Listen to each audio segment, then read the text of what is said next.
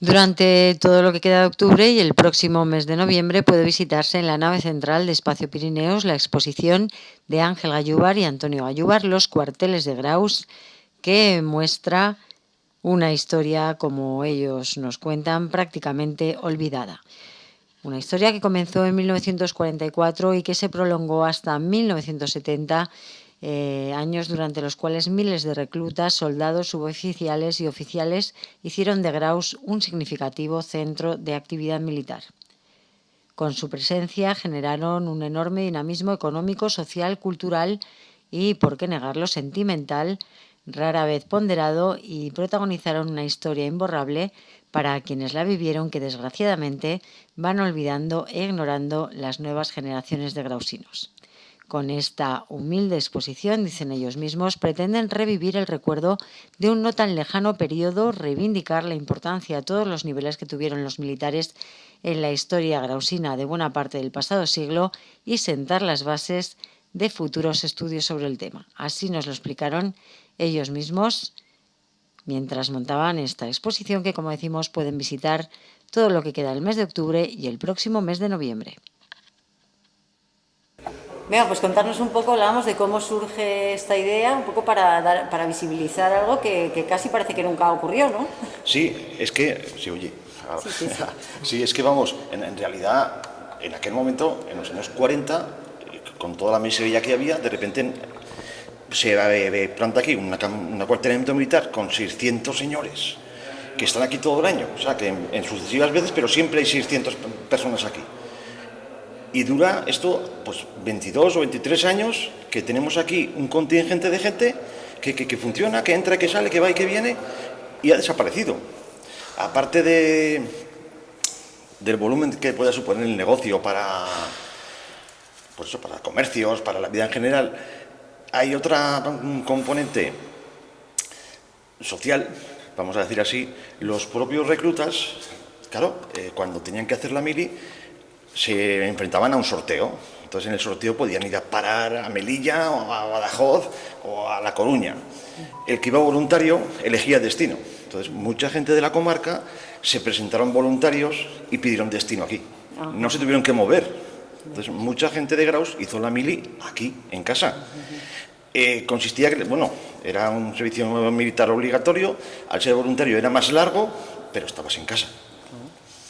Y luego, aparte, bueno, el ambiente local, las chicas que noviaron y casaron y todas estas cosas, que, bueno, pues que es lo que hay. Amigos, como comentaba tu hermano, ¿no? Que hiciste, que Sí. se hicieron hijos de militares. Sí, entonces, bueno, pues digamos que también cambió el ambiente, por decir así, ¿no? El ambiente local. Y que se les tenía en cuenta en la vida diaria, comentabas lo de las entradas, ¿no? Sí, vamos, era eso. Yo recuerdo, por ejemplo, en el campo de fútbol, la pizarra que había de precios ponía señores, no sé, por decir algo, 5 pesetas, señoras 3, y niños y militares en gradación 1. O sea, los precios son inventados, pero había una distinción de tal y de, oye, pues es que los reclutas, los pobres, no tenían un duro. Entonces, bueno, pues para que participaran de la vida social y para que tuvieran diversión, entretenimiento, o como además, como valoración al ejército, por decirlo así, pues tenían un cierto privilegio en este tipo, ¿no? Pero vamos, que formaban parte de la vida social y formaban parte de la vida social, pues 20 años seguidos. Aparte, las juras de bandera, que es que de cuando en cuando hacían alguna jura de bandera por las calles del municipio, impresionantes. Tenemos por ahí varias fotografías que son impresionantes, una cosa tremenda. Y lo que la cuenta mucho, que llamaba mucho la atención, era la procesión del Corpus. La procesión del Corpus era ya tremendo aquello. Claro, todos los militares haciendo cada 5 metros uno haciendo guardia al paso de la procesión, una escolta con las armas en rendición y no sé qué y no sé cuántos, y daba una solemnidad aquello tremendo, apabullante, ¿no?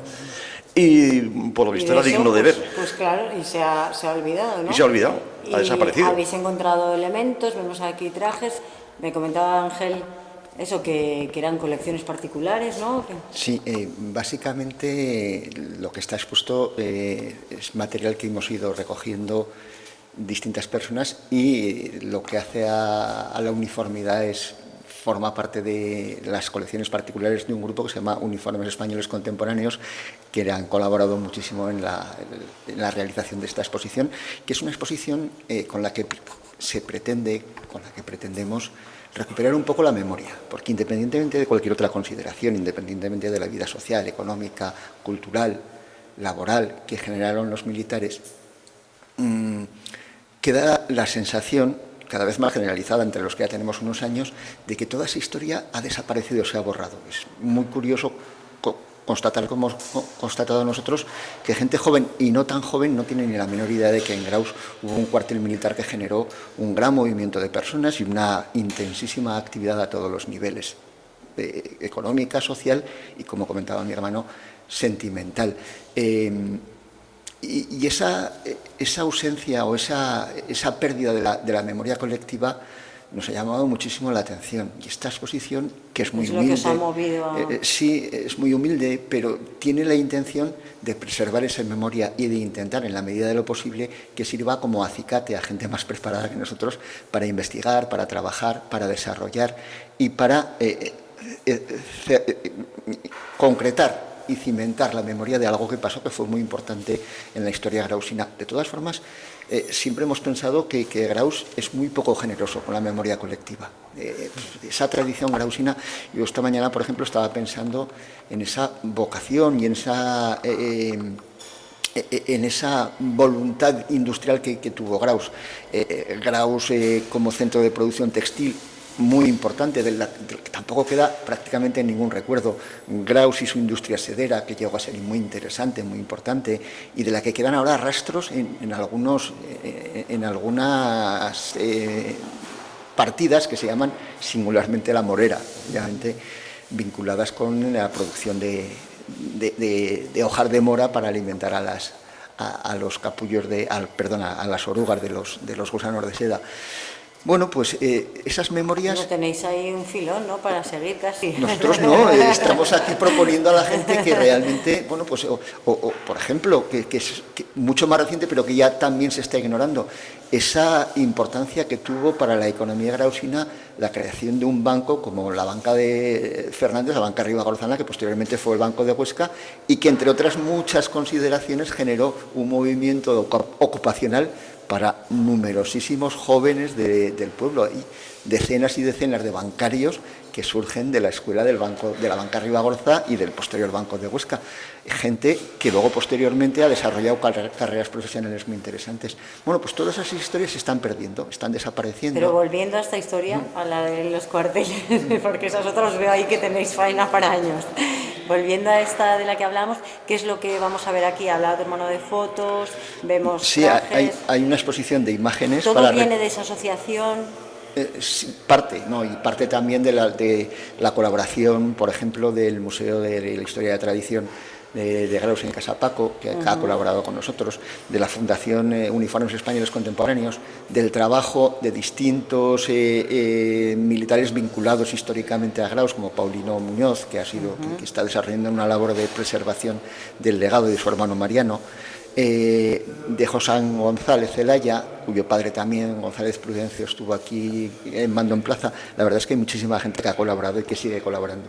Eso, y cada vez más, hemos ido hablando, vamos a hacer esto, y cada vez más hay personas que hoy mismo, que dice, oye, yo tengo en casa, ya te lo buscaré, yo tengo en casa una foto de mi padre, yo tengo en casa una foto de no sé qué.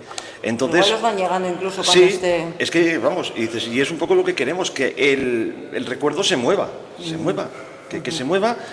Y que sea el revulsivo un poco. El revulsivo. Y que llegue alguien más preparado y de verdad que se ponga en serio a estudiar y que nos haga un libro y nos enseñe todas las cosas, ¿no? Pero lo que vamos a ver aquí hablabas de este uniforme, por ejemplo, que tiene sí. un valor especial porque es lo que más había aquí, ¿no? Sí, este uniforme es una tontería, porque parece una tontería, pero es un mono. O sea, un señor que lleva un mono y no lleva nada más, los cantoncillos. Porque es que en los años 40 no había, la situación económica era muy precaria, entonces al soldado le ponían un mono, le ponían el gorro y con esto traje de cuartel, campaña, instrucción, maniobras, todo el día con el mono a cuestas. Y la pobre gente pues se tiró 2 años con esto. Aparte tenéis otros trajes de mandos, sí, ¿no? Entonces, bueno, vamos a poner una pequeña representación de la uniformidad. Claro, en 20, 22 años hay muchas variaciones de uniformidad, pues vamos a poner una pequeña muestra de la uniformidad de la que se pudo llevar aquí en esas épocas. Lo combinaremos con objetos, unas vitrinas con objetos también relacionados con la vida militar, lo que el recluta podía llevar en el bolsillo o lo que le hacía falta cada día o los mandos o esto, y sobre todo son una galería, 30 y tantas fotografías relacionadas directamente con Graus. Esos momentos, hablas del momento del Corpus, de alguna jura de bandera que hicieron, ¿cuáles serían los más especiales recogidos en esas fotografías? Aparte de estos dos, ¿o sí, hablar un poco más de estos dos? Los más brillantes son los desfiles por la calle Barranco. Son impresionantes, o sea, toda la anchura de la calle Barranco está ocupada con una formación militar. Y dices, bueno, y los oficiales al frente a caballo y todas estas cosas, y son muy vistosos y muy, bueno, muy potentes. Y es que además que reconoces todas las estructuras. En el cartel, por ejemplo, en el cartel figuran 4 fotografías. Una de ellas es un oficial a caballo, con el casco y tal y cual. Detrás sale Casa Fondevila, en el letrero. La otra es una formación militar por la calle Barranco, se ve claramente el subirá, que es que está ahí, ¿no? Que es que enseguida lo identificas. La otra es, nada, ya es de dentro del cuartel, y la siguiente es un señor a caballo delante de las escuelas. Es que dices, enseguida rápidamente dices, sí, esto es aquí, esto es esto, esto es esto. Que dices que hemos cambiado mucho, pero no hemos cambiado tanto. Ya, la esencia. O sea, sí, y hace mucho que pasó esto, pero tampoco hace tanto. Como para que haya quedado sí, en para el que, olvido total. Sí, que es que dices, la cosa... ¿Y el sitio qué tal? ¿Qué os parece? Además, esto que es majestuoso, sí, para algo fenomenal. Castrense parece que pega, ¿no? Pero da miedo, dices, y tenemos que llenar todo esto. Y lo tenemos que llenar. No, pero yo creo que las capillas no lo... Sí. A ver, y lo llenaremos. La parte que nos toca la llenaremos. Porque respecto a los edificios que tenían los militares, que sobre eso no hemos hablado cuando salían, de lo que llevaban, la zona de los cuarteles, ¿no? Que ha quedado el nombre, eso sí que ha quedado. El cuartel se utilizaba durante todo el año. Había 2 reemplazos de 6 meses cada uno para formar a los reclutas.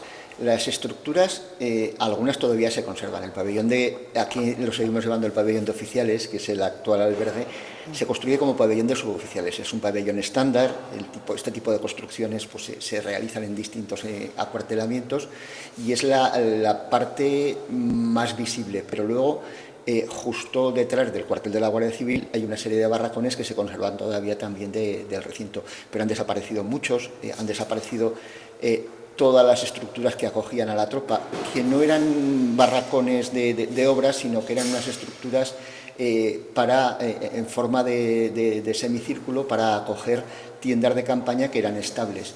Luego había barracones para intendencia, para labores de mantenimiento de mulos. Este era un regimiento de artillería de montaña y la artillería de montaña se trasladaba a lomos de burros y de mulos. Y luego, pues eso, otra serie de dependencias que hasta hace no tanto estaban presentes, hasta que se empezaron a construir primero el cuartel de la Guardia Civil y posteriormente el campo de fútbol donde ahora está el instituto, que desaparecieron muchas de esas infraestructuras, pero eso fue antes de ayer, como quien dice. Y, bueno, pues los que tenemos unos años todavía tenemos una imagen muy vívida de toda esa estructura. Tenemos un par de fotografías en la exposición muy interesantes que son tomas cenitales, que se ve toda la estructura de los cuarteles para que ocupaba una extensión bastante importante, ¿no? Sí, ya lo creo. Podemos hablar, no sé, porque si coge todo lo que es el instituto, lo que queda del albergue y demás. Aproximadamente yo calculo que unas 3 hectáreas, serían unos 300 metros por 100, sí, unas 3 hectáreas o incluso 4 hectáreas, que es un territorio bastante, por eso, ¿no? bastante amplio. Y luego, claro, independientemente de eso, pues había una serie de infraestructuras que en mayor o menor medida estaban vinculadas en Graus a la presencia de los militares, instalaciones comerciales. El otro día nos comentaban que en Graus llegaron a funcionar 3 lavanderías que trabajaban para la tropa y para la oficialidad. Panaderos, carniceros, verdureros que trabajaban y vivían. Y luego muchas veces los militares, los soldados, por ejemplo, recibían permiso de sus mandos para trabajar en labores agrícolas en la comarca. Entonces, cuando en el momento en que la maquinización todavía no era generalizada en los campos españoles, pero les venía muy bien a los agricultores y ganaderos de la zona contar con el apoyo de unos militares en las tareas, por ejemplo, de siembra o de cosecha de la producción agrícola. Y eso también es otra faceta que no se ha estudiado en absoluto y que está ahí latente. Igual os podríais con toda esta información animar vosotros con el libro ya, una vez lanzados, ¿no? Hombre, lo que pasa es que no tenemos tiempo ni... Haría falta aquello de decir, oye, me voy a los archivos del Ministerio del Ejército y me tiro aquí una semana recopilando y luego me voy a la Capitanía y no sé qué. Es decir, la verdad es que nos viene ya demasiado grande, demasiadas cosas estamos metidos como para esto, ¿no? Pero que, bueno, que si alguien se anima y si alguien quiere... Pues oye, que cuente, que tiene vuestra colaboración, sí, total. Que todo lo que podamos ayudar, ahí estamos. Bueno, pues nada, de entrada, enhorabuena por la exposición y veremos dónde termina. Pues terminará muy bien, ya verás. Muchísimas gracias.